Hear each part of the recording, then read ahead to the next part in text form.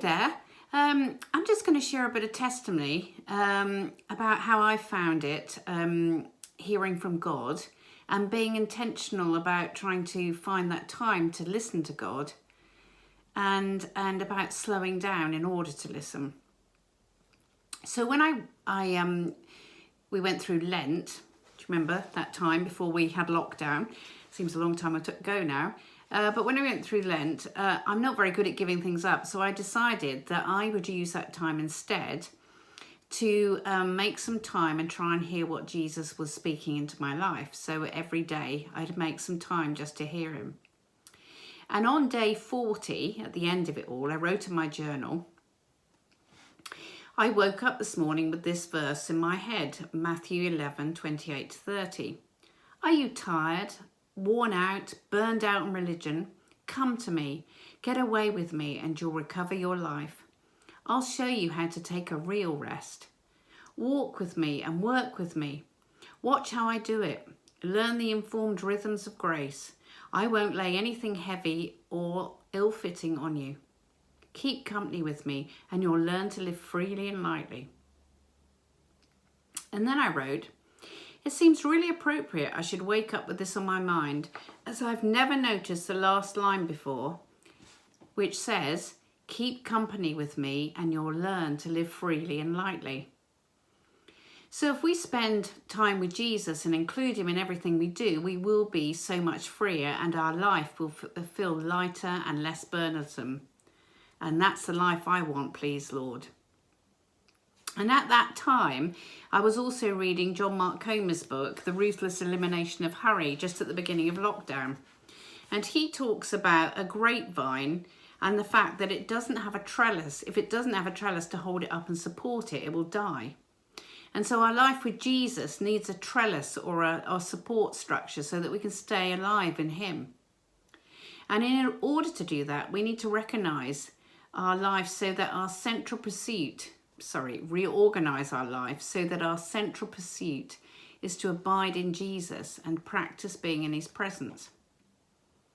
So as I look back through my journals for the past year, I noticed that at the end of last year, I was feeling tired and burnt out and probably on religion because I was doing a lot of church work, helping Kevin out whilst he was recovering from his operation and chemotherapy. It was quite a stressful time because physically poor Kevin was so exhausted all the time and so he couldn't do so much because he lacked energy, although he would try very often because he is a trier. But the chemo also gave him fuzzy brain, and which made it so difficult to focus on things. Some days it felt so overwhelming that I just couldn't face stuff. So every now and then I'd ring Sophie, my daughter, and say, can I come and stay over at your place for some space just to hear what God's saying to me? And she'd always say, of course, Mum, we love having you. Come over as long as you like. And so I'd go over for a few days, and it would only be a few days because I didn't like leaving Kevin for too long. But I knew that Lawrence, our son, was down the road and he'd check in on him. And in fact, they actually gave him several meals while I was away. On day one, I'd get up and I'd walk with the children to school, and then because it's only a short way and they live in a village.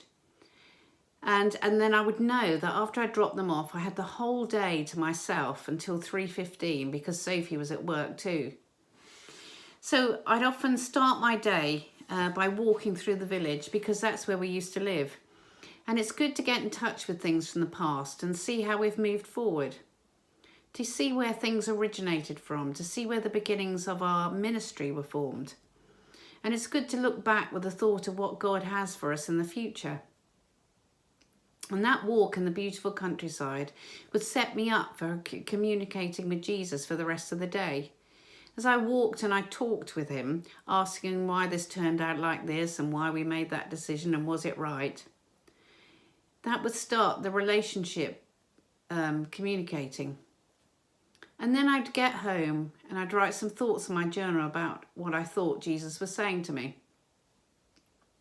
I was there at the beginning of December for 3 days, and the main thing he kept saying to me was he wanted me to wait and not be so impatient, spend time getting to know him and learning his ways. And then I'd be saying, great, That's great, Lord, but what about so-and-so? And we need to do this, and we've got to get it done. And he'd be saying again, all in my time, just release it to me. And he went on like this for those 3 days. And by the time I came home, though, I felt so much lighter.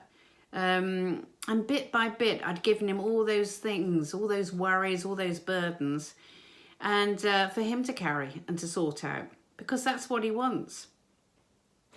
And it felt so releasing and such a release. That pattern began to form, and trust me, I needed to know that, because in January I started the administrator job, and that was even more church.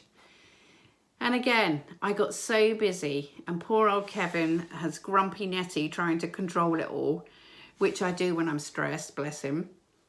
And during the end of January, I was sorting through all the Christmas cards we'd been given, and amongst them was a card from Naomi's parents, and in it there was a Bible verse, and it said, "Don't you know anything? Haven't you been listening? God doesn't come and go, God lasts.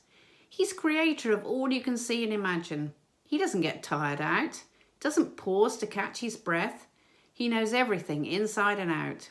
He energizes those who get tired, gives fresh strength to dropouts, for even young people tire and drop out. Young folk in their prime stumble and fall, but those who wait upon the Lord get fresh strength. They spread their wings and soar like eagles. They run and don't get tired. They walk and don't lag behind." Yet again, I was challenged again by the Holy Spirit to slow down and be patient and let Jesus take the load. Will I ever learn? I hope so. Have a great day.